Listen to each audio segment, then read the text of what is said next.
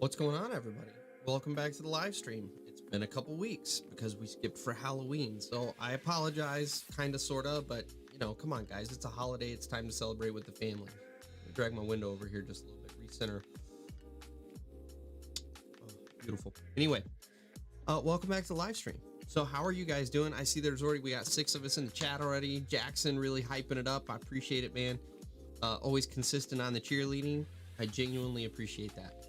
Which, by the way, I'm going to talk to you at some point here in the relatively near future, probably past Thanksgiving, but I want to get you on the podcast based on the topic that you actually suggested about the trades being a good option for people who don't really fit into traditional work environments. I want to have you on, buddy. So we will touch base here soon. We got Richard. How are you, sir? Good to see you. Brandon, hello as well. I'm glad to see you guys in the chat. So real quick before we really get rolling, if you click down in the description of this video, I would highly encourage you, because I think we're doing a fine job. I might be a little biased, but go subscribe to the podcast. We're on Spotify, we're on iTunes, on Podcasters, let's see here, Pocket Cast, basically any platform you can imagine for podcasting. If you search for Sweat and Grime, you should be able to pull us up. And yeah, we're having a blast. And we've got, in my opinion, I feel like we've got some pretty quality content. So the first handful of episodes, it's really me and Rick just kind of BSing back and forth.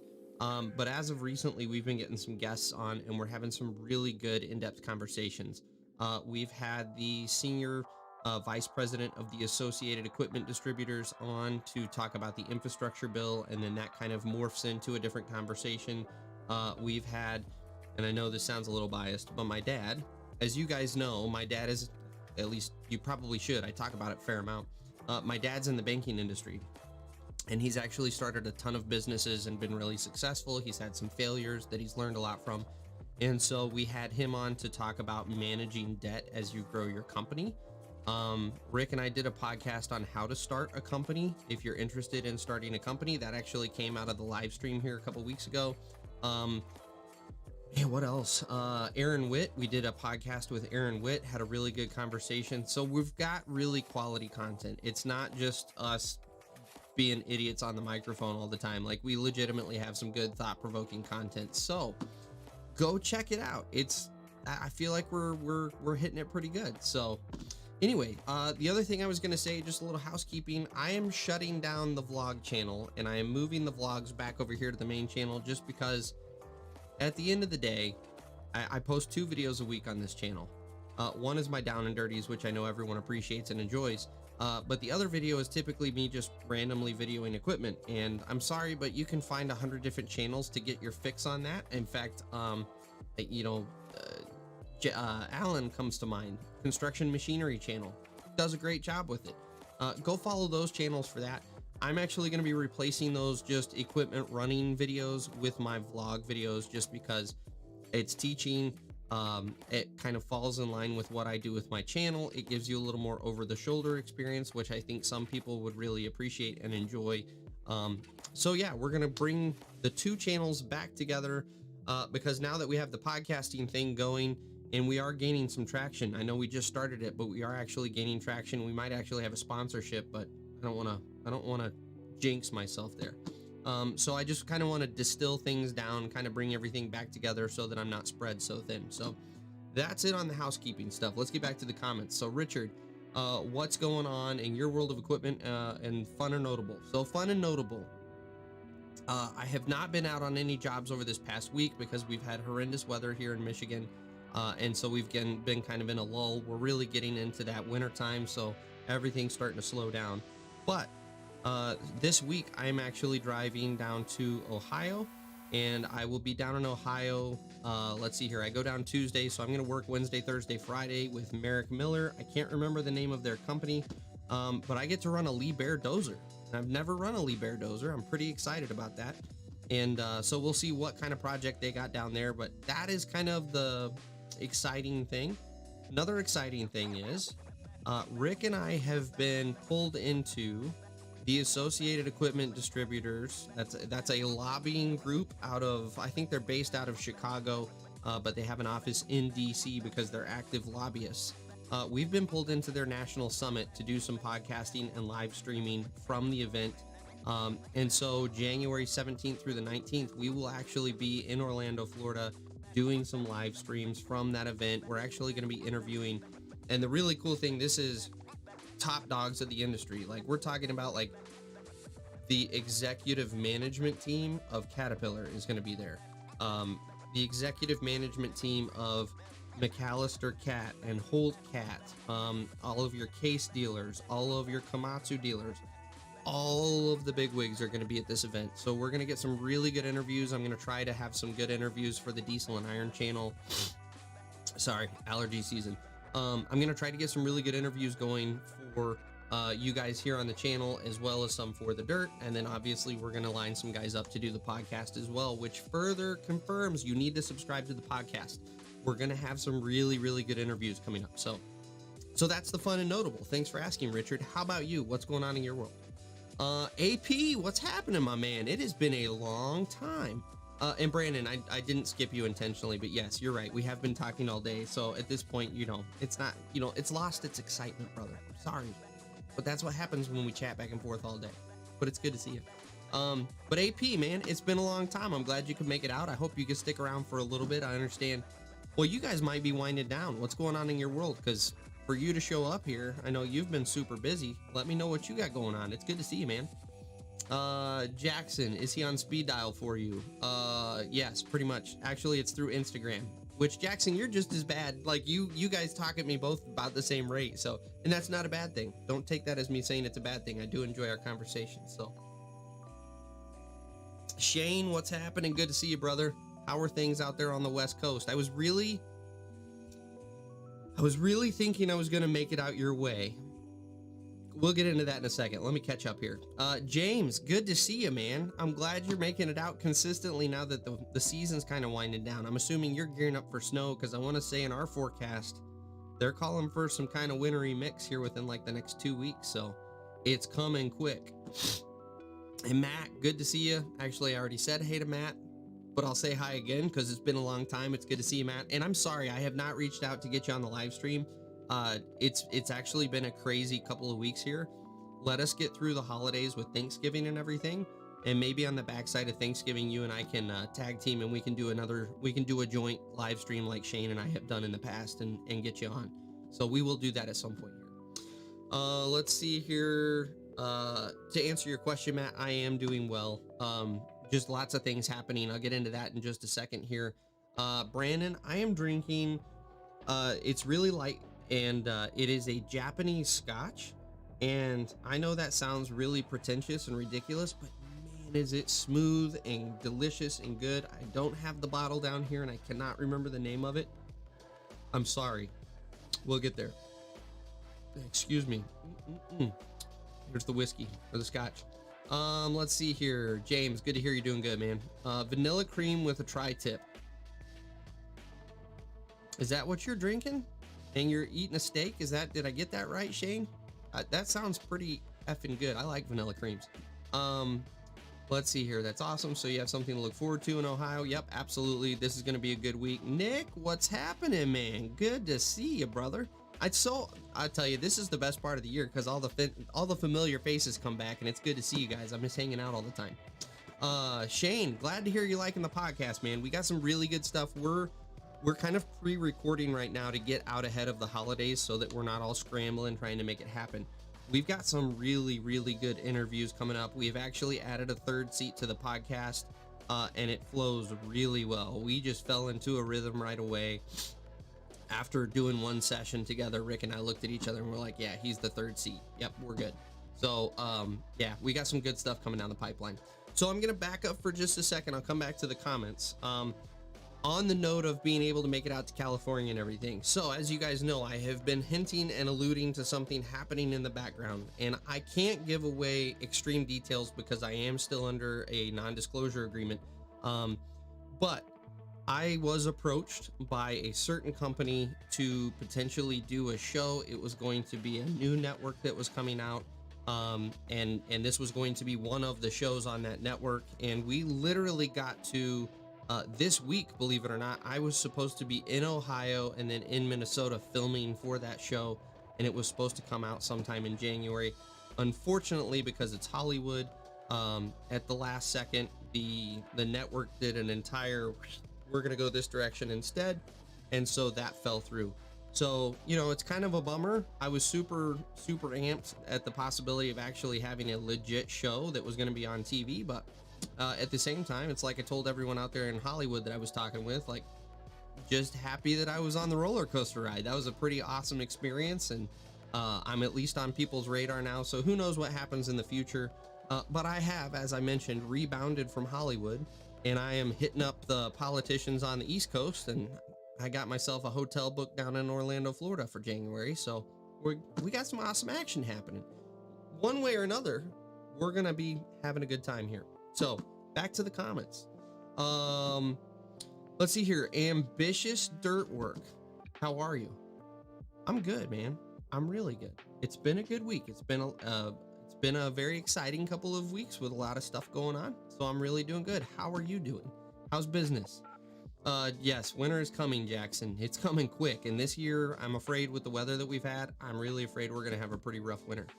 Oh, I did roll them. You know what one of my favorite things in life is when you think, oh crap, I forgot to do something. And then you look over and realize that just in autopilot mode, your brain automatically did it. That's awesome. Richard, just trying to make a connection in Jamaica to get a new house. 6 months vacation. What? Going to Jamaica? And 6 months? Nice. I want to go to Jamaica for 6 months. Actually, I take that back. Jamaica's a little rough around the edges. But still, that would be a blast. That'd be a lot of fun. AP, still flat out at the moment. Just have a bit of energy to stay up tonight. Got a month and a few weeks, and that's done for the year. Well, that's awesome. I'm glad that you're able to hang out. Obviously, as always, don't feel obligated to stick around super long because I know it's late there, but I'm glad to have you back, man. I'm looking forward to when it slows down and you can be consistent again because I enjoy hanging out. James, same here. Just finishing out my season this week, then plowing the white gold, baby. I'm going to attempt. We'll see what happens, but I know you guys were all on me last year to get some snowplow videos. I am going to reach out to a couple contractors in the area this year and see if maybe I can go out for a night or two and go plow. If nothing else, I will try to go out on a couple of snow jobs and get some nice cinematic sequences and, do it up the diesel and iron way proper. So we'll see what happens. Stay tuned on that. We'll see. Connor, do you know where Devil's Lake is? No, you'll have to narrow it down to at least a state. I do not know where that is. Handicap Hunter. I'm a 250 HR newbie in a 2021 XCMG 35. That's 10,000 pound mini clearing my property. I've watched a lot of your videos. Thanks for the knowledge. Southern Ohio. Hey, thanks for watching, man. I'll just repeat it because it's so true and I love it every time. You guys make the channel possible. I appreciate you guys watching. I appreciate the comments and the positive feedback. Like, it really does mean a lot. And obviously, if you have any questions, down here at the bottom, over here, you see my email roll up. Absolutely don't hesitate to send me an email. There's a reason I publicly post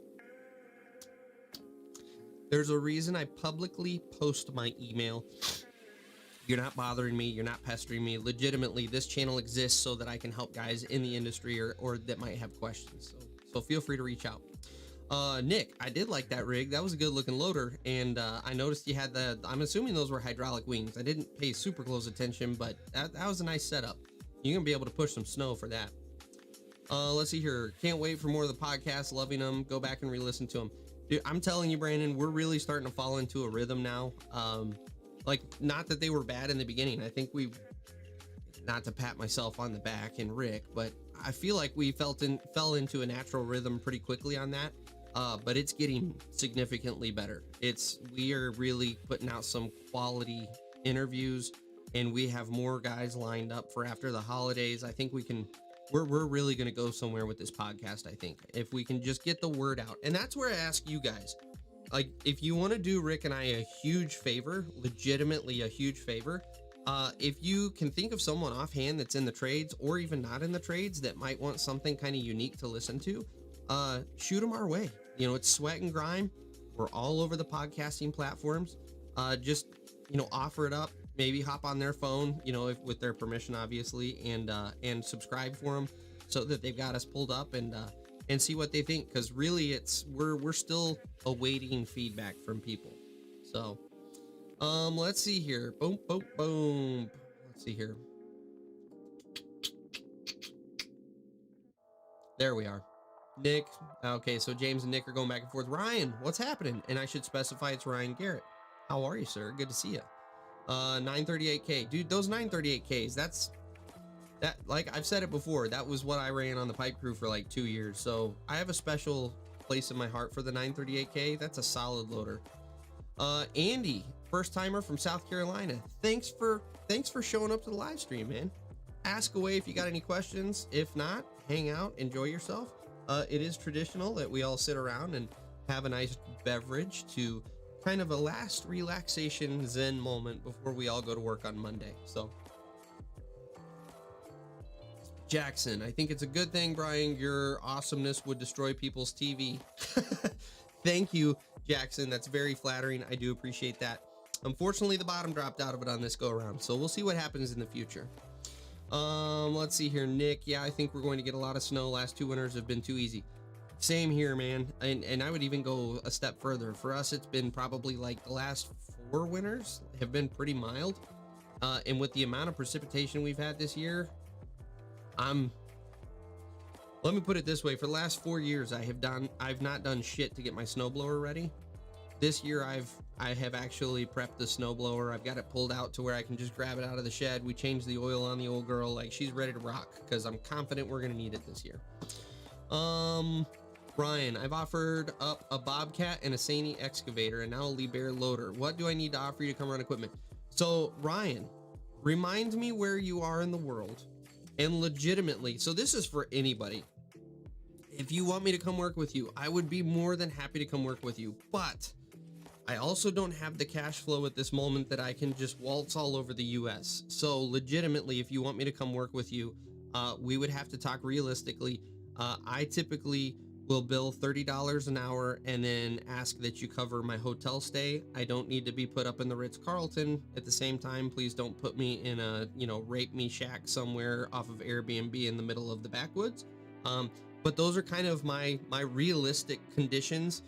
I would be more than happy to come down and spend a week with you guys.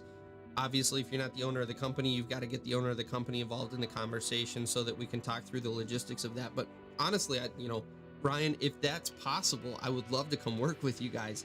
It's just, I'm at this awkward spot right now where cash flow is just starting to come in, but it's not enough that I can pay to go work somewhere for free for 3 or 4 days. So yeah, legitimately, for any of you guys that are interested in having me out, that's kind of the way it works right now is, my billing rate is $30 an hour. And then I just ask that you cover my hotel stay for however many days that I'm going to be down there, and I will take care of my own travel.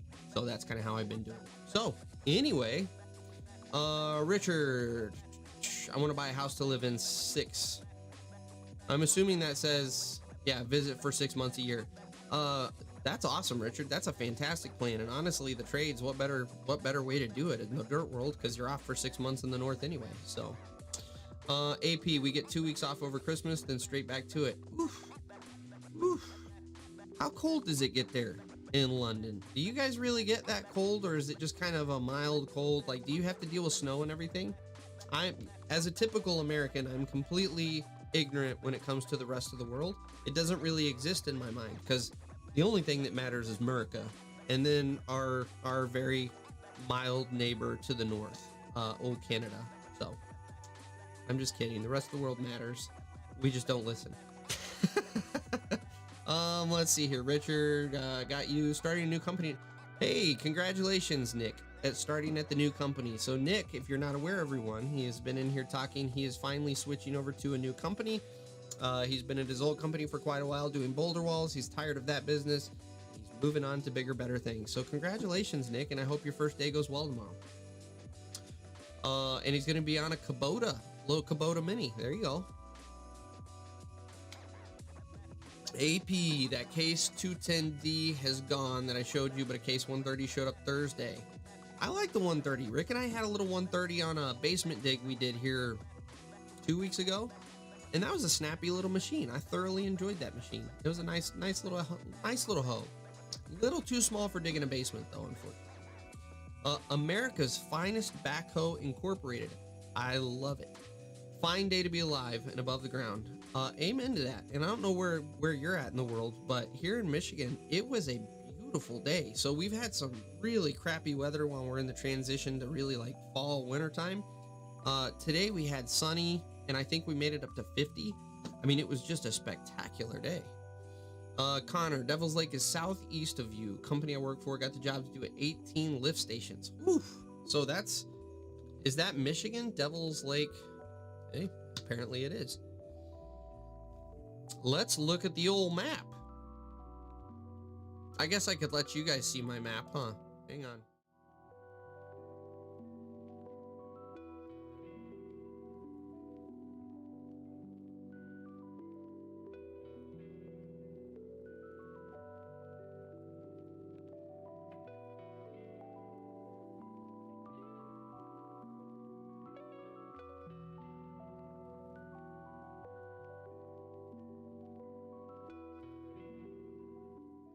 Decent chance I could at least swing down for a day or two just to hang out and maybe shoot some video if you don't want another operator. If you do want another operator, I'll come fill in for a day or two.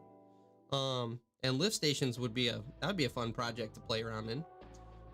Nick, thought you were trying to start your own company. Oh, have you heard of the new lithium mine about to get started in Nevada? I have not, Shane. That's pretty interesting. Yeah, expound more on that. That's pretty interesting. Richard, are you on Trade Hounds? It's a place for skilled tradespeople to make connections. It's all over the U.S. I am not. I'm gonna write myself a note to look into that though. Trade Hounds.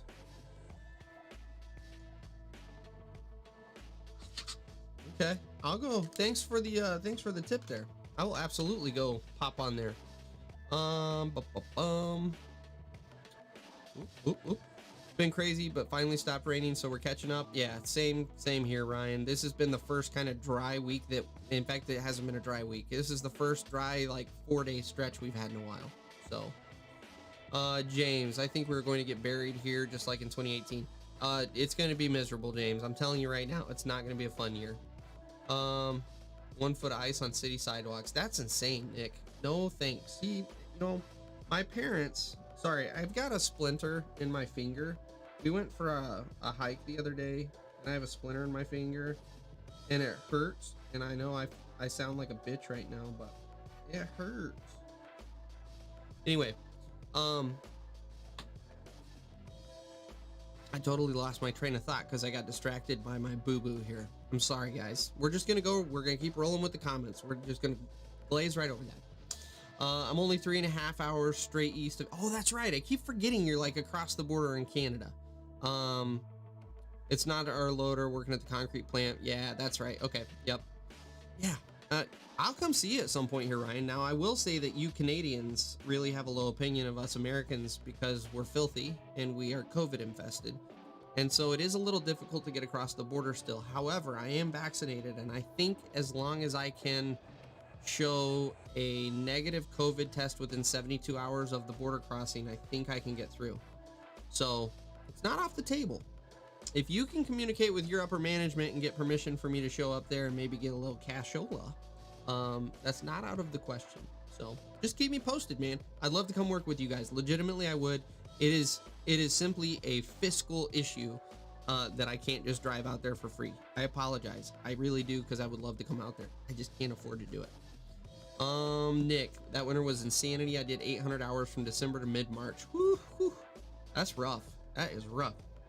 AP, you do get snow, not that bad. Just work through it. Yeah, that's kind of the way it was a little further south. We just kind of worked through it. Let's see here. Brandon, you're in between Brian and me. Where are you at, Brandon? New York? Yeah, you're in New York, aren't you? I can't remember. There's so many of you guys I try to keep up with. It's hard. Oh, let's see here. No, can't hear me. No audio? What's going on here? I'm seeing can't hear you, no audio, but then people are responding. Your audio cut out when you switch screen. Oh, so my audio cut out when I switched screens. Sorry about that, guys. My bad. what we were looking at on the map was that he's not that far away from me. And what I told him was keep me posted on that job because I might be able to swing down. And if they will let me operate, I will come operate for a little bit. And if they won't, maybe I could swing down and at least do some video, because that would be a pretty sweet project doing those lift stations. Sorry about the audio, guys. Totally forgot. I switched to this new podcasting thing, and that's what I run my audio through. You guys don't give a crap. This is where I get bogged down in things that people don't care about. The audio thing changed around, and I forgot to switch it on that screen. I apologize. Let's see here. Boom, boom, boom. Let's see here. ISO or BH controls. I use ISO. I started out on backhoe controls, and as soon as I went to my first large company, I realized that pretty much everyone in the industry on the big companies uses the ISO controls. So I retrained my brain, and I've never looked back because now everything has pattern switchers. And if they don't have pattern switchers, excuse me, that was so rude. And if they don't have pattern switchers, chances are it's excavator controls, or it's going to be a backhoe, in which case I don't want to run a backhoe, so I'll use the excuse that I don't know the pattern. That is strategic planning, because everyone knows how I feel about backhoes.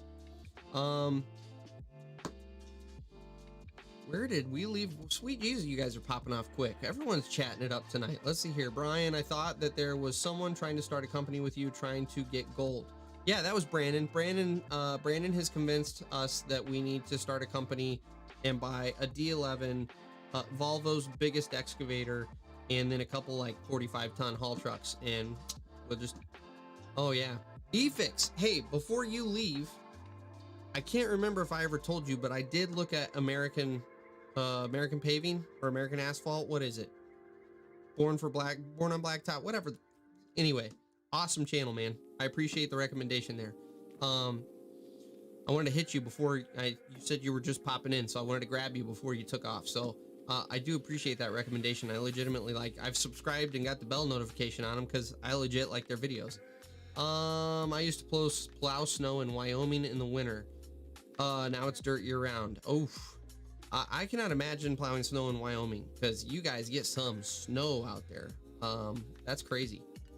Let's see here, Connor. I can see what I could do. It's a 2-year project with depths of 40 feet. Yeah, that would be a fun project, Connor. Absolutely stay in touch on that one. If it doesn't work out, it doesn't work out. If it works out, cool. You know, that's close enough that I could swing coming down there for a day or so on my time, and it's not the end of the world. It's the ones where I have to travel and get a hotel and everything that really kind of, I'm dipping deep into my pockets at that point. So, that is a really, really good whiskey. Let's see here. Brian, since you mentioned backing for your podcast, you should ask them to back us for our D11 950 and off-road hauler for mining. Brandon, I will try. I think we should lead off with the podcast. It's a little more of a palatable bite, if you will, without having to swallow an entire turkey at one time. So we'll work up to it, brother. We'll work up to it. Brandon, New York, Cooperstown, Basketball Hall of Fame. Gotcha. And that's northern New York, if I remember right, because you weren't that far from Dirt Boss, are you? I don't remember. Upper management is my cousin, and I don't think he'd be a big fan of that. If you happen to be driving by, I might be able to tell where we're at, but he wouldn't want to hire you for a week. It's just the two of us all the time. You know what, Ryan? All you have to say is you don't know what you're missing until you try some of this. That's my catchphrase for my OnlyFans page, by the way. So, if you don't want me, that's fine. That's fine. I accept it. I can take rejection, but it's your loss, man. It's your loss. Let's see here. America's finest backhoe in SoCal. So you're probably relatively close to Shane, which is, I just lost his freaking handle. Come on, Shane, where you at? Lever Monkey. God, sorry. I'm sorry, Shane. Shane is down in the Southern California area. So you maybe do a little collaboration, get together. AP heading out. Dude, have a good night. Thanks for showing up, man. Appreciate it. It was good to see you again. If it doesn't have a pattern switcher and it's a backhoe, I can't run it. Exactly. That's strategic planning, Nick. You set yourself up to where it's like, oh man, dang it. I'm so sorry. I just can't run that pattern.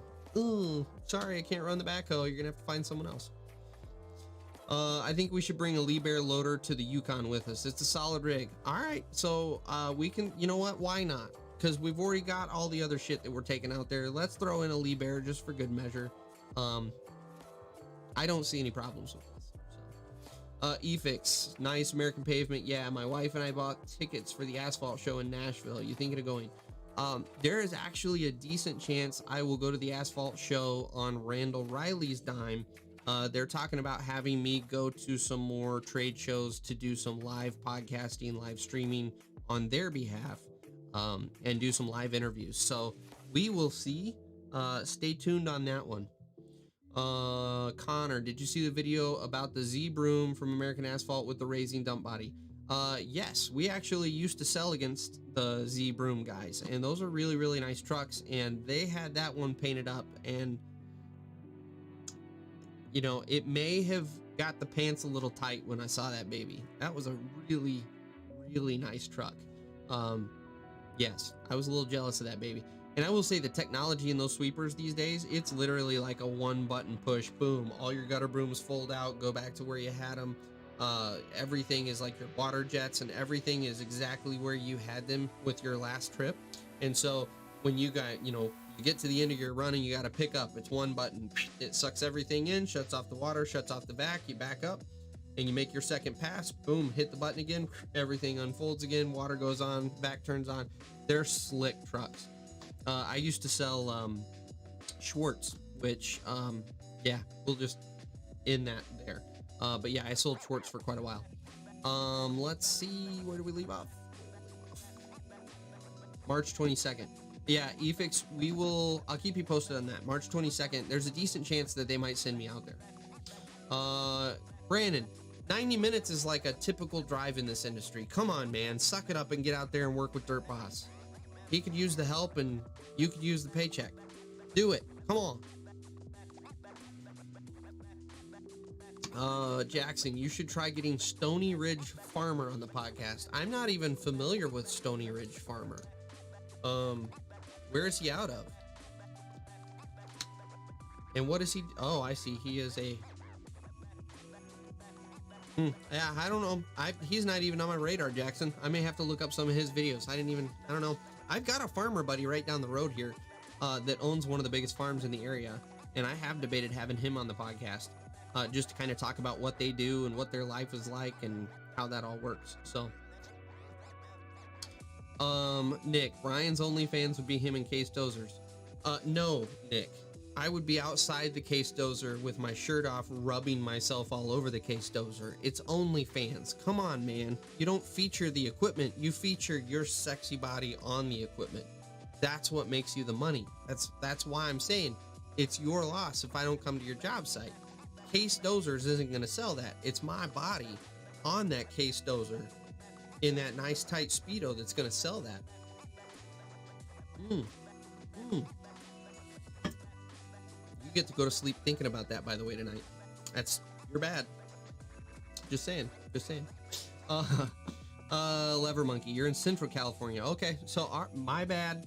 I'm not super familiar with the West Coast.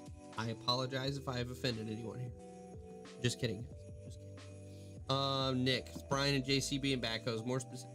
So yeah, I'd rub myself on a JCB. Let's just go all the way and whore ourselves out all the way. I'll rub all over that JCB, and you know what's going to happen is it's probably going to break from me just rubbing up against it, and then I'll turn around and tell the camera, I told you so. They're not good machines. And AP's not even here to defend himself. Boom, we timed this out well. James, got to take off. Hey, thanks for hanging out, man. It was good to see you. I hope the rest of the season as you wind down goes easy for you, and I do hope you get a little bit of a lull before the snow really flies and you're hitting it hard again. Ryan, I have not seen Andrew's new lawnmower video. I did watch that one where he was yanking. I don't even know what he was trying to do because I was watching it on mute while my kids were trying to go to sleep. But the one where he's yanking on his dozer with another dozer and just beating the shit out of it, like, that guy is something else. And what baffles my mind is that's the guy that's got ungodly amounts of views. I don't get it. I just don't understand it. Maybe that's just me, but I don't get it. Sean, 40 feet deep. It's pretty deep. That is a good job. I like those jobs. Did one 50 foot in Tampa, about 4 miles from the Gulf water. We were minus 41 feet for grade. Whew, that is a big, not to sound perverted, but that is a big wet hole. And I bet you had to do quite a bit to maintain the hole so that it didn't fill up. That's a pretty serious hole. That'd be an awesome project to be a part of. If you're up for a good laugh, I'd have to recommend you watch it. I'll take a look. In fact, I'll write myself a note on that. Andrew Mower. Yeah, that guy just, like, as I've watched more of his stuff, like, first of all, I can only take it in short bursts just because my jaw gets sore from hanging open as far as it does when I watch him do things. By the way, Nick, I just saw that you're taking off. Good to see you, man. Have a good rest of your week. But yeah, Andrew's videos, like, my jaw just hangs open because I'm just like, what are you doing?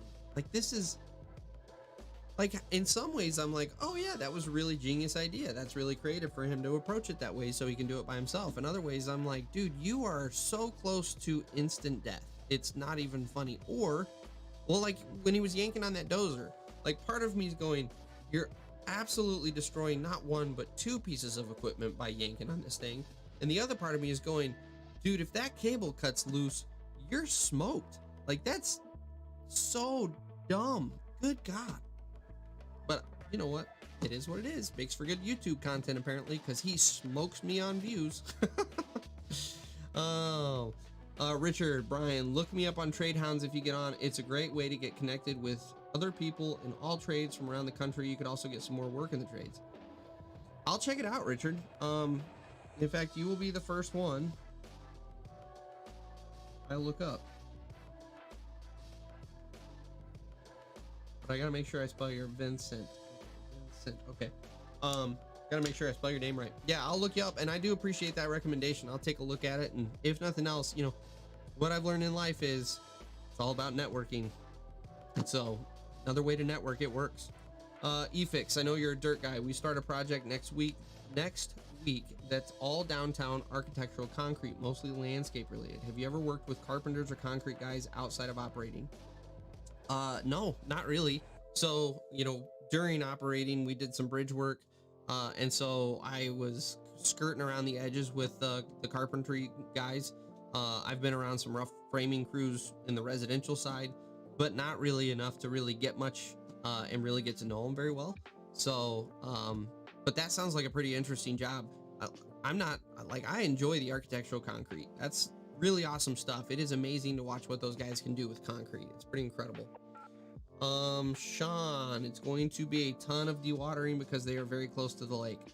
I love jobs like that, Connor. Like, I'm all about the dewatering and the whole process of trying to control the water while you dig these deep holes. Like, there's a lot of logistics that go into those jobs that really are totally underappreciated because no one really understands what's happening when you're out there popping a bunch of holes in the ground. You know, people in the industry do to an extent. I think still a lot of dirt guys really don't fully grasp what they're doing. But if you think about it, you are physically lowering the water table for a huge area. Like, that's incredible that man has devised a way to do that efficiently and effectively so that you can take a spot that would have been an absolute lake and you have made it totally bone dry. Like, that's awesome. It's freaking cool. So that's going to be an awesome project. Like I said, keep me posted. I legitimately want you to keep me posted on that one. Sean Drozier just turned 24 and doing my second septic by yourself tomorrow. Congratulations on aging another year and doing your second septic. That's awesome, man. Like, legitimately. I say that kind of sarcastically, but legitimately, that's awesome. Congratulations. Happy belated birthday. That's, you know, we should all raise a glass to Sean. And congratulations. Ooh. It's just another excuse to drink more whiskey. But that's awesome. Dude, septics are a great way. It's bread and butter money. I mean, it's just, especially if you're only doing new septics and you're not having to play in the shit. Septics are pretty straightforward and pretty easy, and they make a lot of money. Like the mound system Rick and I just installed, that was a $30,000 septic system. And yeah, it was a lot of sand and a lot of fuckery, but it's pretty easy, straightforward work. So that's awesome. Ryan, if you want to have a lot of breaks at work, become a framer. Every crew I've seen has spent half their days on break. I will tell you this, go to YouTube right now and search Framing Beast and go watch that guy work. I am desperately trying to get a hold of that guy. I don't know how. He doesn't have any of his contact information listed. I'm desperately trying to get a hold of him to get him on the podcast. That guy is an absolute, like, legit. When I saw Framing Beast, I was like, okay, you know, someone's really on, you know, up on themselves. Dude, watch that guy work. It is unreal. And he is like the epitome of a craftsman. Like, I don't know shit about framing. I binge watch his videos because it is just, you don't even have to know about framing to understand that he is a master of that trade, and he knows exactly what he is doing. It is incredible to watch him work. In fact, I'm going to do him a favor, and I'm going to do you guys a favor, and I'm just going to link you to the channel right in the comments here. Give me a second to find it. Because he is, like, it is awesome to watch him work. So here we go. Hopefully we can, you know, throw him some, I cannot talk. Hopefully we can throw him some, okay. Oh, so we're going to try that for a third time. Hopefully we can send him some subscribers because he deserves it. He absolutely does. Watch him work. He is just awesome. He's a tank. So let's see here. Dan B, do you think, hey Dan, by the way, how's it going, man? Good to see you. Do you think owning a backhoe as a first machine could be useful since I live in southern New England and I can plow lots in the winter? Yeah, I'm not opposed to having a backhoe as a first machine. You know, my stance on backhoes has always been they aren't exceptional at anything. They're kind of mediocre at everything. But that being said, they can accomplish a lot of things. You can go in and you can do septics with them. You can go in if you're really ambitious and you want to, you can dig a basement with a backhoe. You can absolutely, if you're good enough, grade out driveways and grade out some lots and do some stuff like that. You can do sump lines. And then on top of that, you can absolutely push snow. I'm assuming it's a 4-wheel drive model, because I'll tell you right now, if it's 2-wheel drive, don't even, like, resale value is shit on 2-wheel drive models. And on top of that, you're never going to push snow with a 2-wheel drive, and you're going to get stuck in the mud anytime it gets even the slightest bit slick. So make sure it's a 4-wheel drive. But yeah, I'm not opposed to anyone owning a backhoe as a first machine, just because it is versatile. You can do quite a bit with it. So Brandon, where's my happy belated Brandon? Back in May, dude, that's when my birthday was. And if I'm not getting belated birthdays in November, dude, come on. Like, come on. And here's June. I mean, come on, guys. Clearly, Sean, like, just turned 24, because he just said he just turned 24. Like, come on, everyone. Although, if we are using this as an excuse to drink whiskey, happy belated birthday, everyone. Awesome job turning whatever age you did 6 months ago. Awesome job for everyone. There we go. Happy birthday. Ryan, June. Okay, got you.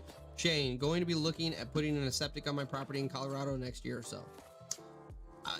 So you'll have to do some searching in your area, Shane.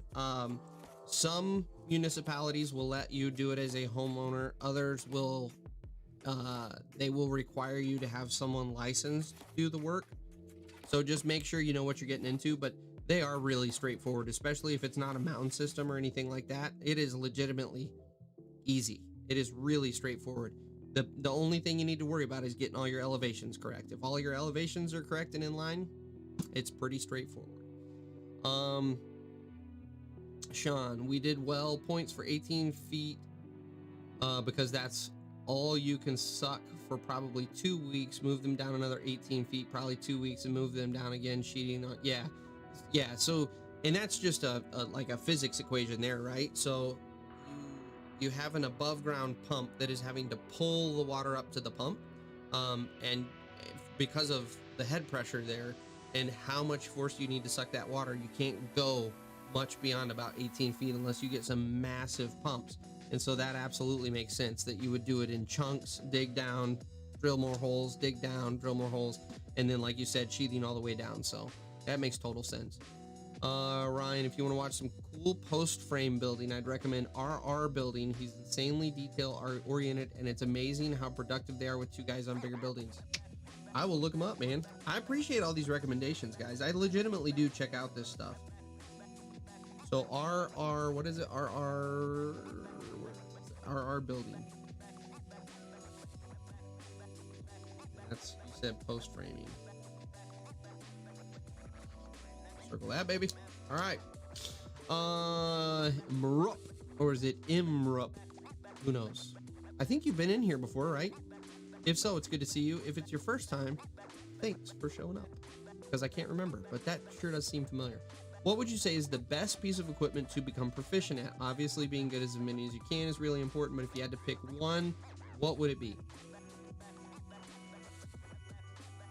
Oh, man. So I would say if I had to pick one machine that is going to give you the best job security, the most flexibility on where you want to work and who you want to work, and give you the best pay rate, the grader.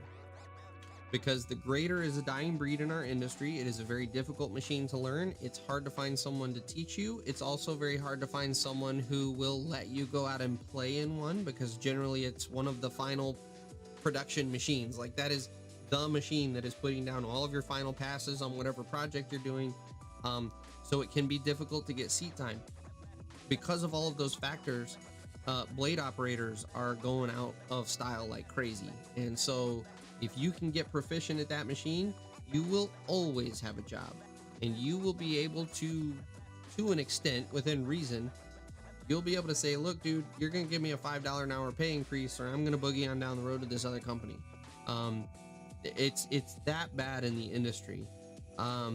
If you can't get into a grader, I would say probably if you can get proficient as a finish dozer operator, that's probably kind of the next tier down. But still, that's a very high demand job that there's not a lot of guys. Everybody in the industry, if you ask anybody in the industry if they can finish doze, everyone's like, oh yeah, I can finish grade, yeah, no problem. No, legitimate finish dozer operators are actually somewhat rare, not totally rare. I mean, there's a lot of good dozer operators, but I mean, there's a huge difference between a dozer operator and a finish dozer operator. And so that's probably the next one down that I would say, and that's a lot easier to get seat time in a dozer and really practice and get good at it. So that would be my second choice. Dan, doing pretty well, but kind of want to let the bucket on our machine on myself because driver's ed is something else. What? Are you doing driver's ed, or are you teaching someone driver's ed? I'm confused. Now you've confused me, and my brain's already working at half speed anyway, as you guys have seen tonight with all of my stutterings. Yeah.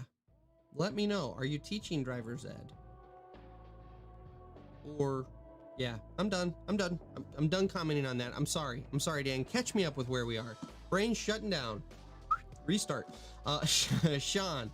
Then we used 4-sided box, 24 by 20 by 8 in the bottom. Could never get the water out. Put hoses over the edge, but could not keep up. Graded the stone out underwater. Stacked it. That sounds like a good time. 12-inch main coming in at 25 feet. We had to put the sheathing down around it, and we're lucky not to hit it. Those are the exciting jobs. When you've got like serious water coming in the hole that you're having to do things just super quick. Yeah, that's like, those are intense jobs, but at the same time, like on the backside, you're like, you know, now that I've made it out of there alive and no one got hurt, like that was a lot of fun. But in the moment, it's super stressful. So I do enjoy those jobs. They're technical. I enjoy the technical jobs. Brandon, your fiance was yesterday, and half birthday is November 25th. Baby mama birthday. Oh, Brandon. Rasha, hey, good to see you, man. I got another excuse to drink for you. My birthday was today. So we're going to do 2 drinks. So here is to Rasha returning. like the prodigal son returning back to the podcast. And then the man had a birthday today. I don't know how old you are, but happy birthday. This one's to you. And thank you, Brandon. Thank you for the belated birthday. Jackson, when will Carson be on the podcast?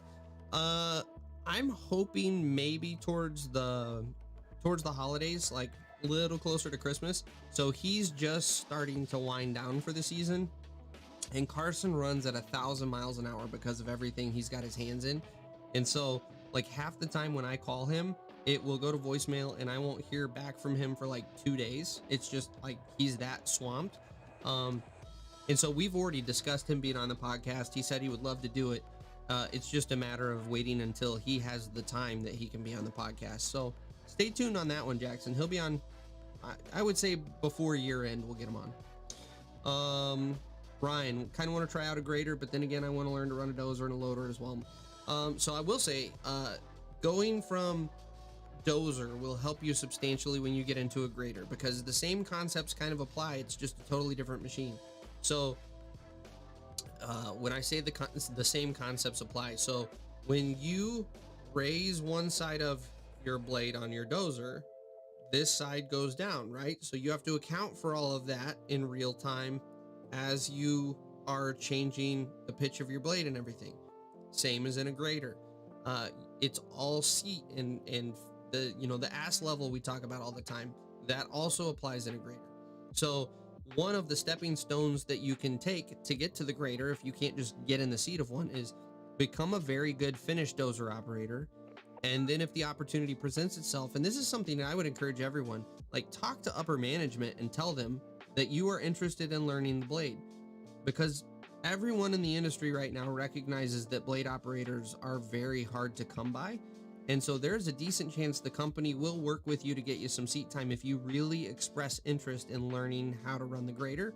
But a great stepping stone is becoming a really proficient dozer operator first, because all of those concepts apply. It's just on a different platform. So yeah, that's a great step. Rupp, I've hopped onto these live streams before. It's really awesome how you interact with the audience. I appreciate you taking the time to answer questions. Absolutely. I enjoy this. I really do. The whole reason I started doing these back and forths is because putting content out there is a very one-sided conversation. Excuse me. All these birthday whiskey drinks, man. And I really wanted this, so it's one-way conversation. And I really wanted this to be a two-way dialogue. I wanted people who had real questions to not have to put it in a comment and then wait 2 or 3 days for me to get to it and hope that I respond. This was really a way that we could open this up into a two-way dialogue to where we can really talk back and forth. So I love it, man. And I love it that you guys show up, like consistently you guys show up, and I really do appreciate that. Hey Jackson, enjoy dinner, my man. I'll talk at you sometime here soon about being on the podcast. Doing it myself. So you're doing driver's training. So how old are you, Dan? How old are you if you're in the middle of driver's ed? And honestly, it's not that bad. I mean, that totally dependent upon what type of driver you are, but honestly, if you're in the skilled trades and you're an operator, like you should have decent hand-eye coordination, hopefully. But I'm, you know what? I'm vouching for you, man. You can do this. You can do this. Flying Armadillo. I have not seen you in here before. I love the handle. Absolutely love it. And I appreciate you coming and hanging out. Currently in school, learning to become a heavy equipment operator in the mining industry. Awesome. Do operators wear hard hats in the cab? If they do, what hard hat should I get? I want to get something that's quality. Most of the time, excuse me. Most of the time, you don't have to wear it in the cab, because all of the cabs have ROPS, and a lot of them have FOPS, which is falling overhead protection. Yeah, right? Yeah. Anyway, it's your noggin protector. We're just going to call it that. So most of the time, you're not required to wear your hard hat in the cab. I will say, if you are going to have to wear it in the cab, I would suggest a traditional hard hat style as opposed to the full brim. So this is a full brim, which, by the way, I have not actively worn this on a site as of yet, but I have worn this around the house to kind of get a feel for how comfortable it is. Yeah, you can call me a nerd or whatever, but at the same time, that's a great way to test it before you're on a job and you find out on a 12-hour day that maybe this thing really digs into the side of your head. That's the wrong time to find that out. So I would highly encourage you when you buy a hard hat to take her for a little test drive. But this is a hard hat from Klein Tools. It is super comfortable. I got this right off of Amazon and it was really reasonably priced. But if you have to wear a hard hat in your cab, this is what you call a full brim. I would not recommend the full brim. I would recommend the traditional hard hat where you only have the front brim and there's nothing on the back, simply because, you know, if I put this on, it's not even sized right now. If I put this on and then I'm sitting in a cab, that brim is hitting the back of my seat. So I'm going to spend the whole day freaking doing this or leaning forward, which is going to be horrendously uncomfortable. So that would be my recommendation there. So believe it or not, that was up there just for looks, and look at there. We legitimately used it. Can't make fun of my decor now, can you? So yeah, that would be my recommendation. If you do have to wear it in the cab, don't go with the full brim. That being said, if you only have to wear it out of the cab, I really like the full brim just because it keeps the sun off of your neck and everything too, instead of just, you know, on the front. So that's just my personal preference. Lever Monkey Shane, dadgummit, his birthday is on Wednesday and we won't be here, so happy early birthday, Shane. And Rashad's 23, getting his driver's license. Congratulations, man. I mean, there's nothing wrong with that, and I applaud you for going and getting your license at 23. Good for you, and I hope it goes well for you. We're up. I'm currently in Army AIT training, learning how to operate 8 different pieces of equipment, graders among them. Definitely will look into grader work when I get out. Yeah, if you can come out of the military, you're going to be a shoo-in to the dirt industry. Like, legit, everyone loves military guys. If you can come out of the military with greater experience, you know, honestly, your foreman might drop his pants for you, because like, absolutely, that would be incredible to get a guy that has really good work ethic, can absolutely handle being out in the elements and working the long hours, and knows how to work a blade. That's going to be a great career path. So where are you at in the Army world? Are you in Fort Hood by chance? Because that is my old stomping grounds. My grandfather was career military and spent a ton of his career in Fort Hood. I grew up around that Army base. So, and there's a good chance if you're in the Army, you've cycled through Fort Hood. Brandon, is there any way you can pull up an Insta video I sent you of the grader? Not conveniently, Brandon, just because we're in a live setting and I don't want to have any potential, like, not that I have nudes or anything, but, you know, sensitive information. I have a lot of conversations with people that I wouldn't want any of that information maybe being, like, I can't think of anything right offhand, but it's also one of those things when you're in the middle of a live stream, when you pop it up and later you go back and watch and you're like, oh crap, I totally didn't mean to expose that guy's phone number or whatever. So unfortunately, no. Ryan, my biggest challenge in a loader is scooping flat without the bucket riding up or digging. In the Lee Bear, it took me like 10 minutes just to get a feel for it. Honestly, if you can pick it up in 10 minutes, Ryan, you're doing pretty dang good. It is all feel. Everyone goes into a loader thinking it's one of the easiest machines to run on the job because it's just a bucket. It's so easy. No, it is not. Because if you want to run a loader the proper way, I'll just draw it out. So if we're looking at the side profile of your bucket, and I'm not an artist, everyone, okay? We're just gonna come out and say that I am not an artist.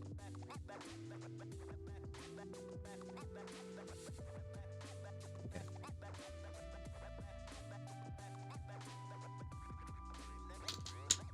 Here it is. You ready for it? Prepare to laugh. All right. So let's pretend this is our loader bucket. So here is our bolt-on cutting edge on the front, and this is the wear plate that's kind of towards the back of the bucket. Yes, I realize this is a horrendous drawing, but if you are properly using a loader bucket. This bolt-on cutting edge should actually be right level with the ground and should really be the only contact point with the ground. This wear bar back here should not be in contact with the ground. And the reason you do that is because if you keep that cutting edge flat, it gives you get a feel for it over time.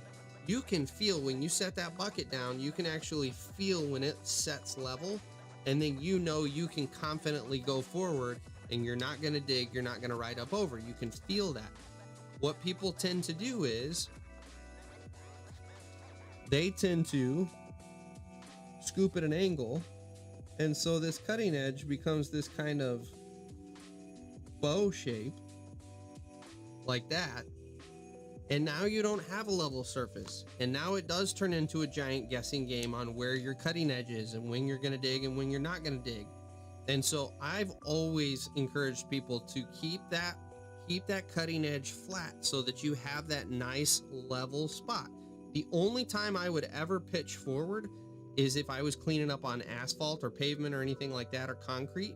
And we have to be careful here. This is where I'm going to advise you. This is where skill comes in. I would keep my cutting edge totally flat while I cleaned up almost all of the material. And then at the very last pass where you're talking the crumbs that you need to grab, that's when I would finally pitch it forward just a hair. So, and you have to be careful. It's just enough that you don't have stuff sneaking under your cutting edge. It's not forward enough that you're actually digging, because you will absolutely rip up the asphalt or the concrete. You're going to tear it up. It's just enough that you get a little bit more of an angle. And then what you do is you get everything into a windrow, and then you come at that windrow straight on with your bucket just slightly angled and carry some speed. And then before you let off the gas, you curl that bucket all the way in. That's when you can let off the gas and hit the brake. If you let off the gas beforehand, what happens is all that material that shot up into your bucket, as soon as you let off the gas, it runs back out. Or if you hit the brakes, you empty the whole bucket. So you come at it with speed, and then you curl, and that's when you hit your brakes. And it is spotless. Like, you almost don't even need a broom. Like, depending on the situation, you can get away with not having a broom. So that's how I run a loader. That's how I've always done it, and it's worked really, really effectively. I always know when I'm digging level. I can feel it in the bucket. So there you go. All right. Let me get back up here. Dan, 15 10 meter, and I shoot skeet, so hand-eye coordination is my thing. Okay, well, there you go. So you're good. Ambitious. I'll surely have some questions for you at Moreau's theme position, the Army. Yeah, absolutely. Don't hesitate to reach out, Ambitious.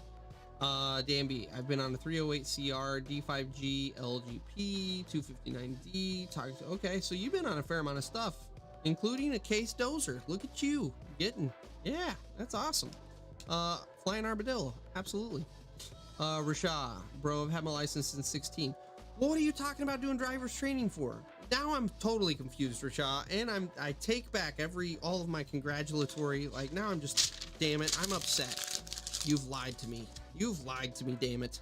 What is happening in your life right now, Rasha? I'm so confused at what's going on and how you're involved with driver's ed or driver's training. Connor, did you know carbon fiber is conductive? No, I did not. Really? Also, the light on that hard hat is very nice. I have the same one.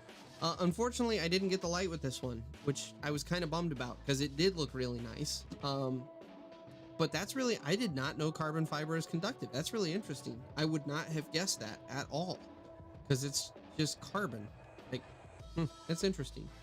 Rupp, currently at Fort Leonard Wood, had basic here over the summer. Gotcha. It wouldn't surprise me if you cycle through Fort Hood. Everybody seems to cycle through Fort Hood in the Army. Ryan, I takes. I don't know what I takes is. Apparently YouTube doesn't allow comments with ass level in. Oh, that makes sense. Okay, that's good. Also, is it normal in a large loser? I'm gonna assume you meant loader there, but I like having large loser. We're gonna stick with it. Also, is it normal in a large loser to not be able to see the ground around the front of the loader? I could see out past the bucket and the machine itself. Welcome to the loader world, Ryan. Yes, that is totally one of the, I will say this, one of the most shocking revelations to me when I first got in the dirt industry is how much you spend operating in the blind. You know, think about your dozer. You don't see what's actually in front of your blade. You're operating by feel, and you're operating by seeing what's happening on the backside of your blade, and then you make assumptions about, it's not assumptions, you know. That's where skill and experience and seat time comes in. Same with the loader. You know what's happening out in front of the blade because you've done it so long. It is totally normal in all loaders to you never see your cutting edge. And that's yet again going back to that example that I drew up. That's why you want to keep that cutting edge nice and level, is because you can. So what I would typically do, because in any machine you have a little bit of flex in the hydraulics, right? They don't truly compress, but at the same time you get a little bit of play in the hydraulics and the linkage. So what I would do is actually go down, if I'm actually gonna take a bite with my loader and I want it to be level, excuse me, I would actually come in, and this is exaggerated, but at a slight angle. And that way when I put the down pressure on my loader, and by the way, don't ever lift your tires off the ground. If you're lifting your front tires off the ground, you lose steering ability and you lose the ability to actually adjust the pressure. Don't pop your front tires off the ground. That screams rookie loader. Anyway, so what I do is I come in with my bucket just slightly downhill, and that way when I press it down, the settling of the hydraulics, you can feel it set that cutting edge level. And now not only are you sitting level, but you are level with down pressure. So that thing is going to stay. It's not going to ride up, because if I came in level and just set my bucket down without any down pressure, as soon as we get a little resistance because of the give in the linkage and the give in the hydraulics, you will ride up a little bit. And that's where you start having the grade issues. But if you set that bucket down to where the down pressure levels it out on your cutting edge, now you're going to stay right on grade. You're going to be able to cut nice and flat. And like, not to toot my own horn, but I got to the point where I could absolutely grade on par with a dozer. If the dozer had to take off and go do something and they dumped a couple stone trucks, I could grade that just as good as the dozer hand could. You know, assuming that I had a fairly level surface that I could work off of, which that's a whole other topic of discussion. You can make yourself a little pad. All you need is a good, 20-foot run that you've manually leveled out the pain in the ass way. Once you can get yourself flat and level, then you set your bucket down and go, and now you can just work off of that pad all around you and level the big area around you. So all that to say though, yeah, that is what it is to run a loader. You are operating in the blind all the time when it comes to pipe forks even. You've got very limited visibility. It's just seat time. You as anything else in this industry, you become one with that machine over, hundreds and thousands of hours of seat time sitting in it. Just like if I reach over here, so I've got, just out of view of the camera here, I've got my water. I don't have to look at my water to know when my fingers are coming into contact with that water. I know where they're at. And that's not through feel. That's literally just my brain knows where my fingertips are, and I know where that water is. And so I know, boom, there's my water. Sure enough, here it is. Same with your loader. The tip of your cutting edge. You're going to be able to feel right when that cutting edge hits. And then just through knowing the machine from all that seat time, you're going to know how much pressure you're going to need to dig the amount you want to dig. Similarly with pipe forks, you're going to get them angled at the right angle. So, even though I'm not going to see when I go into that pallet or into that pipe, I know where my tips are, and now I'm going to drop it down. And just because I know the machine so well, I know when I'm lined up, boom, you fork into your pipe and away you go. It just takes a lot of time. And that's where the skill of the loader is. And that's, quite honestly, that's why I like the loader so much, is because it is a very underrated machine. Everyone thinks it's a loader. How hard can it be? You are discovering right now, loader is not an easy machine, because on top of all that, you are the logistics guy for the job site. And so generally your phone's getting blown up because everyone wants something right this second, and it's always 10 people at a time. It's never one person and then another.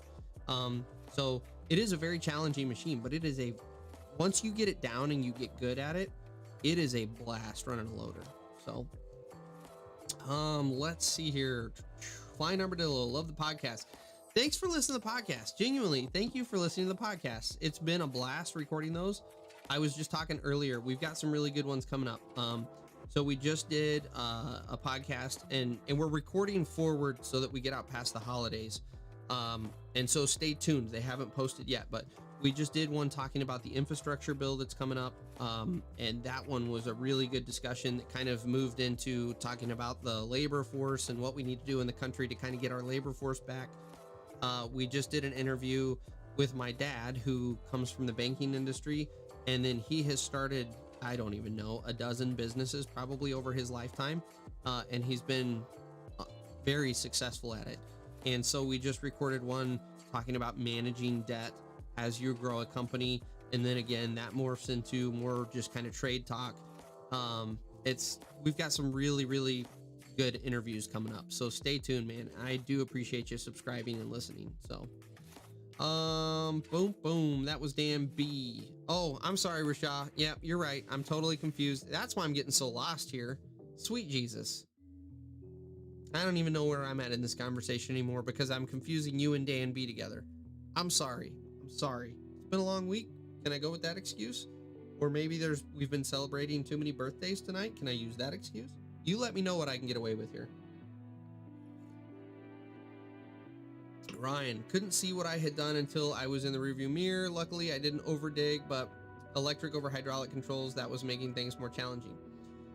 Yes, that is another great point. So when I was running my Komatsu WA320, that was a pilot control system, and that was what I started in.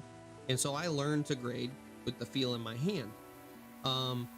When I moved to the Cat 938K, that was EH controls. It legitimately took me like 3 or 4 days to relearn how to grade in that machine. I could not carry a grade to save my life because my feel was gone. And again, you develop it's not an ass level like it is in a dozer. It's more of, that's where you get the feel of what's happening in the machine is through your ass. And it just takes time. It does. It's just seat time. And you will get it. It will come. Just be patient, be consistent. And I will say, when you get an opportunity, and I've talked about this before, but there's nothing wrong with practicing in downtime. Like, if you have nothing else to do, go clean up some piles, because cleaning up a pile is a great way to practice digging level. Because obviously, as you go into the pile, if you go too deep, you're going to dig down, and that's going to screw you up. If you dig too shallow, you're going to ride up on the pile. But cleaning up piles, like in the asphalt or the concrete plant you were talking about, like, that's a perfect place to practice, because very quickly you're going to be able to see on the backside of your bucket. If you're digging down, you're going to know pretty quick. Likewise, if you're riding up, you're going to feel that as the machine starts to tip back. So when you're waiting for a truck or you don't have anything to do, instead of just sitting there, and this goes for any machine, it goes for anyone on the job site, instead of just sitting there, actually take some time to practice. And you got time, do it. And you're only going to get better. That's how you become a really, really good operator, is just by, like, for lack of better terms, fucking around. Like, go fuck around for a minute. And then when your truck shows up, boom, go back to work. And then when he takes off and you've got another 5 or 10 minutes of downtime, go over there and practice a little bit more. And legitimately, like, I would practice goofy stuff too. We talk about stacking rocks with excavators. Yeah, it's kind of silly. You could say that it's a waste of fuel, but in reality, that's practice. You're learning to finesse the machine. Likewise, I'd practice with my pipe forks all the time. If I had a couple minutes of downtime, I'd throw my pipe forks on and I'd start rolling stuff around the yard, or trying to stack I would take flat rocks and I would stack them, or some of our, the block that we would use for manholes, I would take those and get one fork under it, so I'm carrying it around, and then I would stack 3 or 4 or 5 of them on top of each other. Yeah, in a way it's playing, but it's educational playing. You're actually teaching yourself to be a better operator. You're learning to control that machine more, and you're learning how to be precise. And next thing you know, when you're in a situation where you really need to have some finesse, for instance, when you're taking manhole covers off of a truck and you've got a whole stack of manhole covers, and you've got to get your fork, they're all resting flat. So what I would do is so your manhole covers are these round covers because they don't generally have the lids on them when they come on the flatbed truck. So what I would do is I would angle my fork all the way down, and I would drag it just to the edge of the trailer to where there was a little bit of a gap. And then I would take my fork back, and I would come at it from the bottom, and I would just get, here's the manhole. I would just get under the lip and slide it back until it started to tip, and then it would fall onto my fork. Now I've got all of those manhole covers, boom, go drop them off somewhere. That's how you learn those skills, is by practicing when you've got some downtime. And that way you're not, tearing up somebody's truck. You're not destroying manhole covers, or ductile iron pipe is another one. You've got to be very gentle with ductile iron pipe because it breaks real easy. Great way to practice. Fuck around in the yard. You got a couple extra pieces of ductile iron that are going to be garbage. Go play with them. Figure out how much pressure it takes before it breaks. That's a safe way to do it.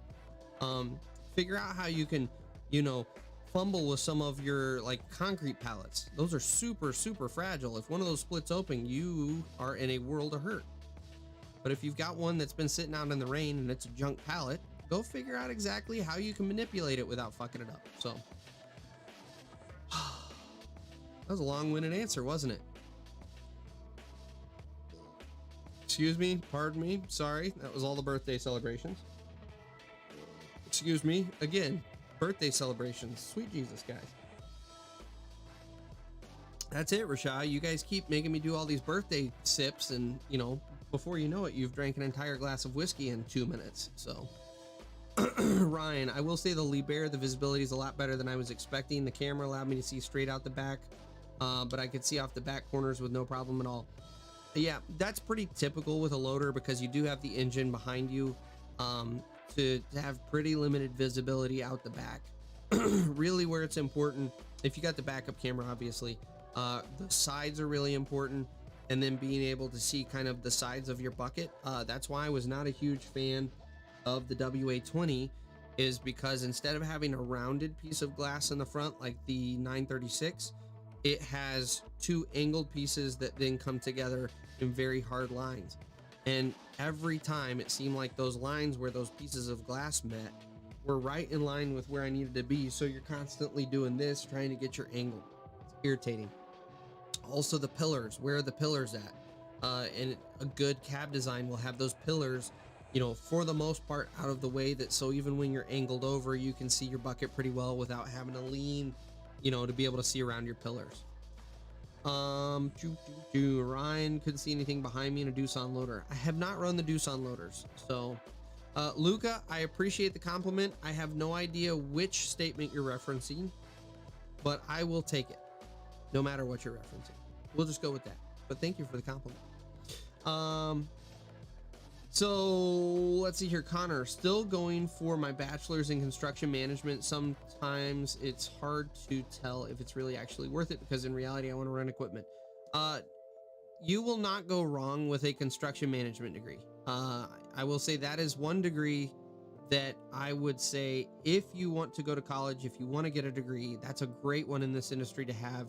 It will absolutely help you get into a superintendent, project manager position, doing job estimations. It's going to help you in that realm. But no, I understand. If you're wanting to run equipment, it does seem like it's a big hang up, but it is what it is. No. Is this Brandon under another name?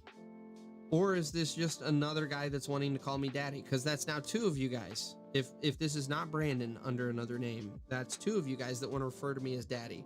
And I don't know how I feel about that. I don't know. Am I opposed? No, not necessarily. You're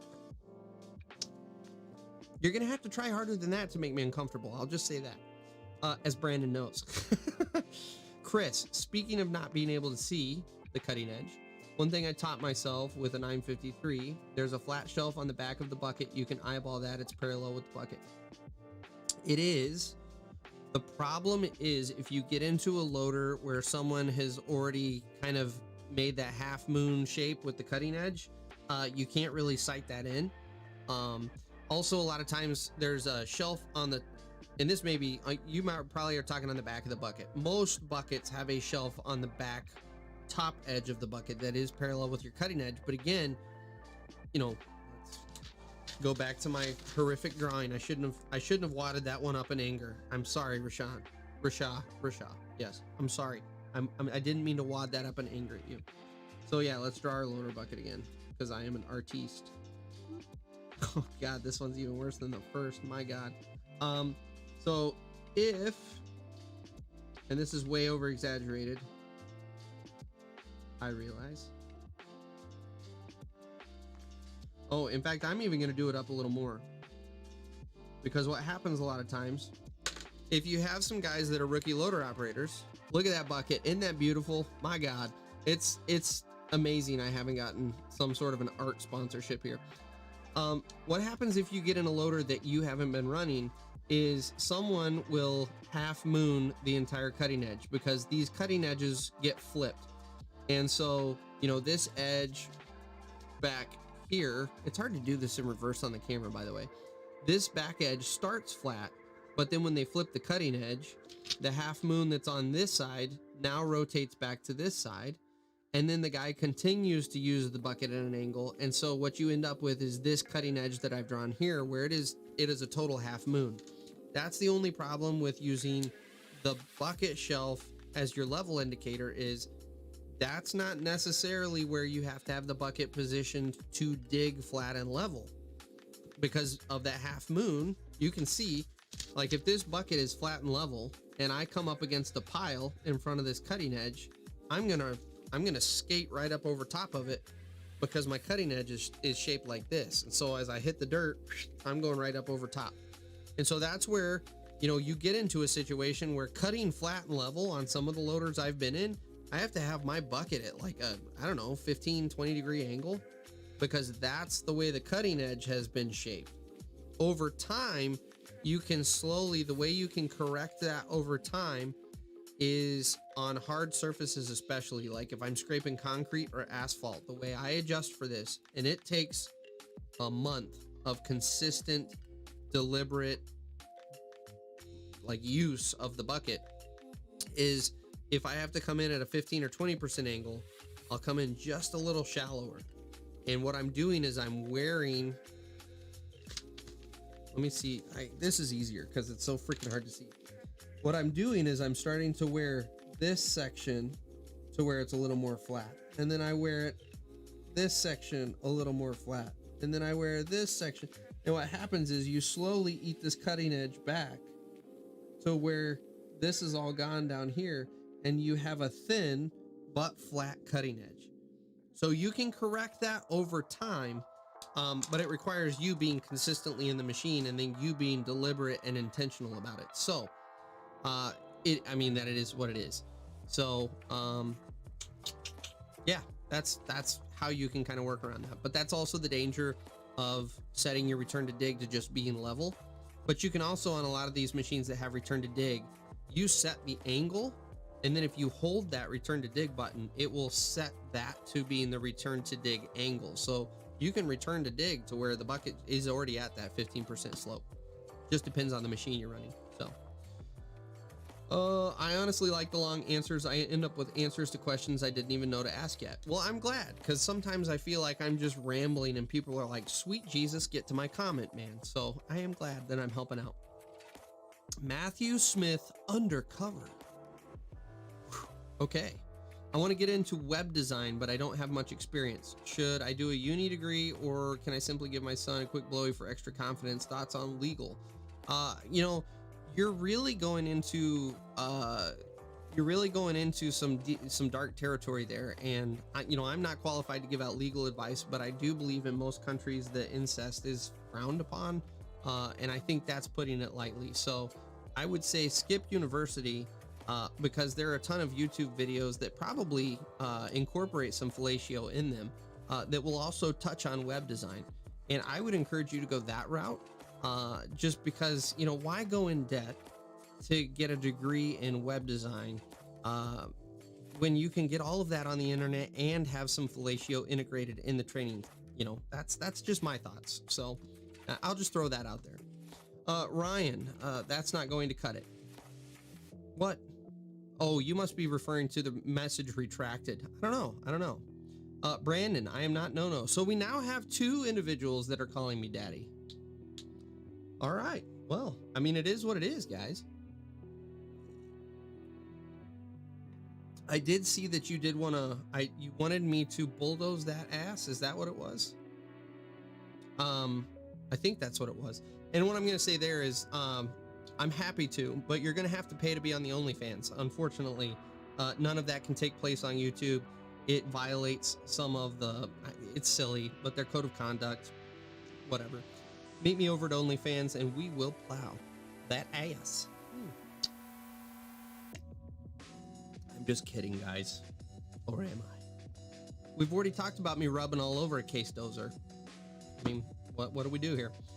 Yeah, the flat spot on the bucket saved me. Couldn't figure out return to dig function, but luckily I've watched enough diesel and iron videos to know that most buckets have a spot parallel to the bottom of the bucket. Happy to help, man. That's why I'm here. LA Dozer Work. Great guy. Really appreciate your advice. Construction is my life and I love it. LA Dozer, like I tell everybody, you guys make this happen. Like, I'm here to help, but you guys ultimately make the channel happen. I appreciate you watching. I appreciate you coming out here to the live stream. I appreciate you commenting. Like, all of these things mean a lot to me and really propel the channel forward. So, yeah, I appreciate it, man. Brandon, I am not on a computer. All right, Brandon, did I accuse you of being on a computer? I don't know. I don't know what you're referring to there. You got me a little confused, buddy. So say someone wants to start a contracting business. What do you recommend? That's a long question. No. So first of all, I would recommend, and this is legit, it's not a shameless plug, go to Sweat and Grime, the podcast. So we have a podcast called Sweat and Grime. I would encourage you. We're on Spotify, iTunes, any of your podcasting platforms. We just did a podcast talking specifically about starting a company. And then we have an interview coming out in, I think, 3 weeks that's going to talk about managing debt and also marketing as a company, especially in the trades. And so that's a lot longer. Where I'm going with this is that's a long answer, and I don't really have the time to really get into the details on here. But on the podcast, we talk about it extensively. So I would highly recommend go find Sweat and Grime and subscribe to that so you can get a really good answer.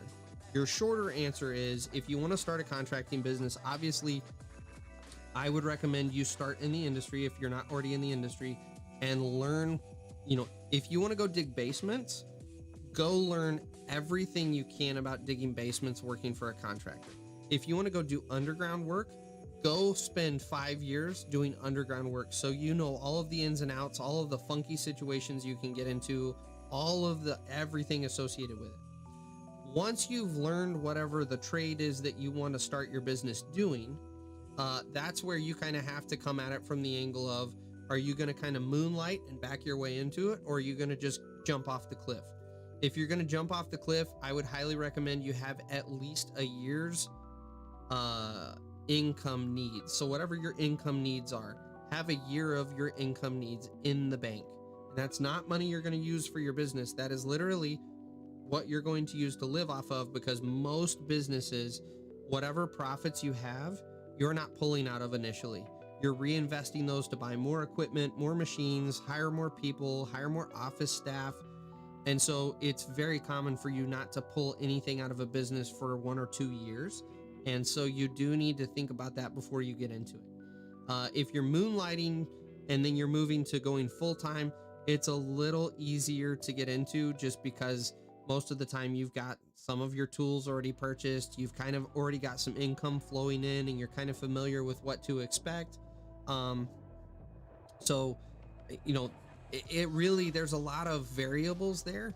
But really the biggest piece of advice I can give you is know your shit before you get into anything dirt related for yourself. Don't go into it kind of fumbling your way through, because the dirt world is one of those where if you screw up on a project overnight, you can bankrupt yourself. Not to scare you off, it's very doable, but at the same time, you really need to know what you're getting into. So Much beyond that, unfortunately, I mean, we could literally spend an entire podcast talking about this subject by itself, and we just don't have the time tonight. We're getting close to wrap up time. In fact, I'm just going to put 10 minutes out there. We're going to wrap this up in about 10 minutes. But yeah, absolutely. If you do want more answers to that, by the way, feel free to shoot me an email.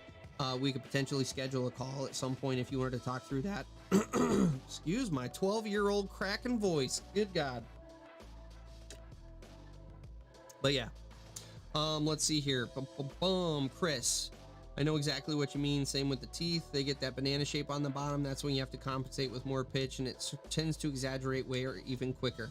Yeah, when you get into the banana shape, you have to be very, very intentional on how you use it to kind of flatten it back out, and it takes time. It just is what it is. No, I appreciate that. I try to be funny. It's better than taking offense at everything. Most of the time. Not Matthew Smith. Where is Matthew Smith is the next question. Because if you're not Matthew Smith, any advice for an up-and-coming web designer who has a dream to drill your deceased mother? Well, first of all, you're going to have a difficult time because my mother's still alive. So I think you're confused on whose mother you're actually going after. And the second thing I would say is if you're a web designer, you've probably got lily white baby soft hands. And what you need to understand is if you're going to dig up a body, you're at least 6 feet deep, and you're going to be doing it with a shovel because any sort of piece of equipment is going to draw attention. So I would highly recommend you purchase maybe a couple pair of leather gloves. Maybe sign up for let's see here. What is it? What is the 24-hour fitness? It's in the name, Brian. Come on, sweet Jesus. 24-hour fitness. I would highly encourage you sign up. Maybe do some weightlifting. You're probably going to want to, well, no, keep the glasses. Keep the glasses because, you know, obviously you don't want to get any dust in your eyes. And obviously once you pop that casket open, you're going to get into some messy stuff. It's better. They do make the little safety glasses attachments for the sides of your glasses. I would highly encourage you get a set of those. I'm trying to think from a logistics standpoint, like that's a pretty involved project. Just getting down to the deceased mother. Once you're in there, you're kind of on your own because I have no experience drilling deceased mothers. So just kind of thinking about the logistics, it's going to be messy. Maybe take some trash bags, some wet wipes. I think wet wipes would do you well. And that's just life advice for anyone on the job because heaven forbid you have to poop while you're digging up the dead mother. You're going to want those wet wipes for sure. But probably as you finish up, you're really going to need the wet wipes before you climb back in your car. Second set of clothes. Absolutely take a second set of clothes. And I would actually encourage you to take a second set of shoes as well, because you're going to be covered in mud by the time you're done digging up the mother to drill. So I know I'm forgetting something, but at the same time, I just really don't have any experience in this part of the industry of drilling dead mothers. So you know, there's only so much advice I can get. SLI Civic. Hey, good to see you, man. What are your favorite safety glasses? So I don't, where I can get away with it, I just like I get these cheapy, hang on, I gotta think of the name of them. Excuse me. I'm sorry, guys. I'm sorry. It's the birthday celebratory whiskey that you guys keep making me drink. Ooh, it's really coming out tonight, ain't it? All right, these are the glasses I get off of Amazon. They are polarized. They work really well. They're really comfortable. They do a great job of actually filtering out the sun because sometimes we all are aware you get those sunglasses that do absolutely nothing except make everything blue. These actually do a great job of filtering out the sun. And I try to wear those whenever I can because they do fit tight enough that a lot of times you can get away with them as being safety glasses. If you're on a job site where they legitimately require safety glasses, honestly, and I know it's going to come as a shock, the super cheapy tinted safety glasses work really well. They're tinted enough that they do a good job of blocking out the sun. They are relatively comfortable, even though they're ultra cheap. And because they are so cheap, I'll generally keep like 4 or 5. You can get them from the Hog House. Generally, your employer will give them to you for free. And I'll take 4 or 5 of them, and that way it drives. I'm one of those guys that's super anal about my sunglasses. As soon as I get a scratch, even the smallest scratch in front of my eye drives me insane. So I can take those suckers because they cost 50 cents, toss them out, get my new pair out. And so, you know, depending on the work season, it may be every 2 or 3 weeks I'm rotating through those cheap safety glasses if they make me wear them. So that's what I like. Message retractions are really messing with the comments. Well, that's what happens when you're getting into some questionable territory about filleting and deceased mothers, and like, we're getting into some dark territory here. What about starting a business for land clearing? Honestly, I would say really do some market research. 5 minutes, by the way, 5 minutes. Will someone draw me a line? Because I think by the time I get to the line, we'll be right about 5 minutes. Do your homework on the land clearing in your area, because land clearing, relatively speaking, is pretty dang easy to get into, and it's a hot item right now that people are going out and they're going to go buy a brand new skid steer with a Fecon head and a stump grinder, and hey, I'm in the land clearing business. So it's really cutthroat right now. Prices are really, really down, and you really have to know your shit to be profitable at it. So I would say really research what's going on in your area so that you make an informed and educated decision, because it is really easy to start a land clearing business. So, Jesus Rides, good to see you again, man. I got called from another company. They want me to start already, but that would be mean. I'll have to lose my benefits and paid time off with the company I'm with. Should I wait or start with the other company with higher pay? I don't know what kind of relationship you have with your current company. I am very much of the mindset of don't burn bridges. And so what I would say is, if they're sorry, I'm getting caught up in my own words. If you're worried about losing the job, go have a discussion with your current employer. Look, here's the situation. They want me to start tomorrow, and I don't want to screw you guys over. Is there any way, instead of giving you a full 2 weeks, could I give you a week? I want to end this on good terms. Can I get you through to where you can get another operator out here? That way you are being proactive. Thanks for the line, guys. Appreciate it. That way you are being proactive. You are showing that you are a good employee and you haven't burned a bridge. So if for whatever reason the new company doesn't work out, you can say, hey, 6 months from now, is there any chance I could come back? That employer is going to say, absolutely. You were willing to work with me. You didn't fuck me by just leaving. Absolutely. But at the same time, I don't really know what your relationship with the new company is and with the old company. So that's a really hard one to call on such limited information. So Ryan, got a guy near me that jumped off the deep end with no experience, and to no one's surprise, it's not going well. The troll. Yeah, it happens. And quite honestly, there is no better education than starting your own company, like flat out. I started a company 15 years ago or so, stuck it out for about 10 months before I had to close up shop, and it was horrendous and ugly. I had no idea what I was doing, but on the backside of it, I was like, I know all of the things not to do next time. So it is a really, really good education. Let's see here. Ryan, trolls are in full force. Look at the profile pic of Matthew Smith. It is what it is. Trolls are going to happen. I take it as a compliment, because if I'm big enough for trolls,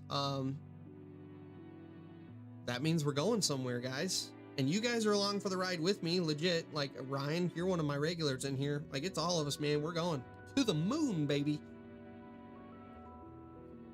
That's good. All right, Connor. We actually got contracted to go try and find a dead body with the FBI. They were using sound penetrating radar to find soft spots. I mean, I don't know that I'd want to be on the crew that found the body, but at the same time, that's kind of cool. I mean, a unique situation. Rasha, I'm sorry if I just got and you're already gone. Thanks for hanging out, man. Sorry for confusing you with Dan B. It is what it is. It is what it is. King Ian. Thank you, Malige, for coming and hanging out. Thoughts on people claiming web designers like to give you back shots? I don't know why we're stuck on web designers this evening, quite honestly, because I'm not a web designer. I could maybe put you in contact with the guy that designed my website, and he might have some thoughts for you on that. But honestly, I just don't feel comfortable really making any judgment calls there, just because I'm not a web designer and I don't really have any contacts in that field. Ryan, that's kind of killing the mood in here. I didn't realize we really had a mood, Ryan. I mean, I don't have any Marvin Gaye to play, unfortunately, on my little sound effects board here. But, you know, maybe I'll try to load up the sound effects board with some Marvin Gaye for you next week, buddy. And we will set the mood. Baby, we'll set the mood. And, yeah. Chris, hey, Brian, is there any diecast pieces that you don't have that you kind of want? All of them. All of them. I love diecast. I do.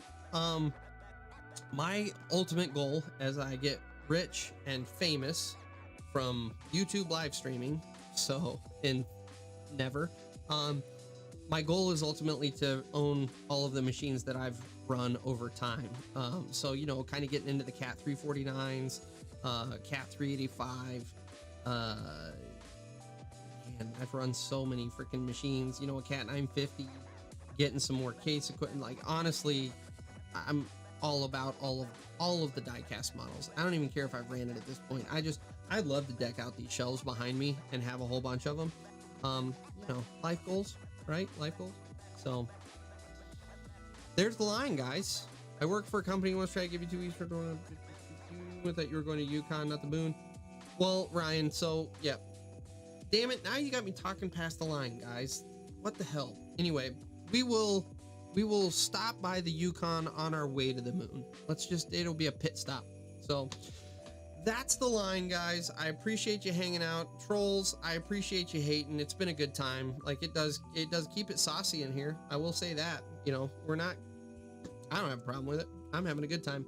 So, but you guys have a great week. Like I said, I am going to be out.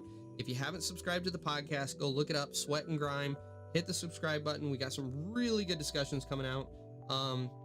Starting in 2 weeks, the vlogs are moving to this channel. So I'm going to do away with the vlog channel and kind of condense everything down, because now we're doing the podcast and I got my hands in a bunch of stuff. I don't want to get spread too thin. So be looking forward to that.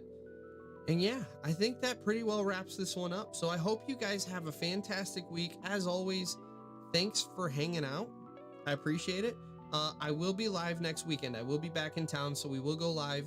And then we'll probably be, I know for a fact, we'll be skipping for Thanksgiving. So next weekend, we will be live here in my basement. We'll catch you guys then. See you guys later.